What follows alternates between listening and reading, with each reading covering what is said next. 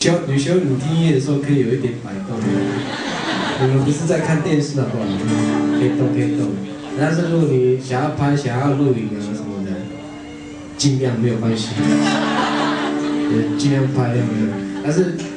你会笑也动没有关系，但是你的画面我不知道啊，你自己控制这样，想动就想动，不想动就不想动，没有关系这样。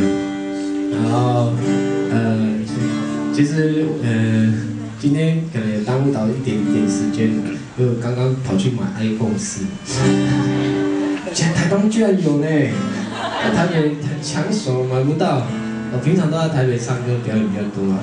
然后其实偶尔会回家，像这次其实早在2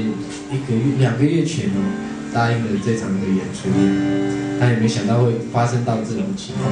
因为是没有，就是刚好卡着在我出国回来的时间，就那么刚好了。后来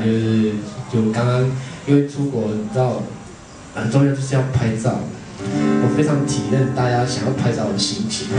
搞不好有些人特地从别的地方来到台东，你知道，土石流的土石流，伤风的伤风的人很辛苦来到这个地方要拍这样子，所以买 iPhone 4是因为我想要拍这样，但我之前的手机用很久，是我爸爸送给我的生日礼物，所以我一直都不敢换手机，已经没办法，因为它的9已经没办法拨了。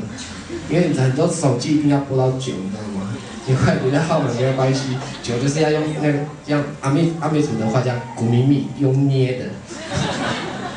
才会把那个9拨下去这样子。然后回来台东，然后就想好了，然后换一只手机，就跟爸爸讲说，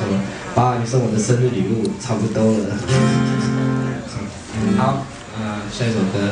这首歌是奇异的夫人，是收在我专辑里面的一首歌。是用阿美族的那种吟唱的方式在创作的。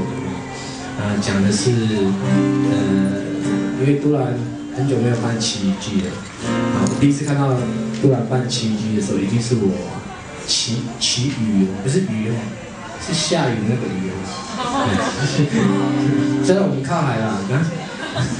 然后祈雨下雨，然后。我第一次看的时候，我已经20岁了。想说这个祭典都没有看过这样，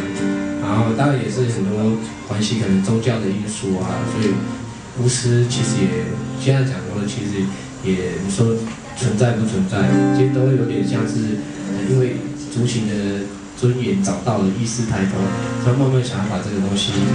也慢慢挖出来的。然后我听了老人家的故事，然后我就写这首歌《奇异的夫人》献给各位。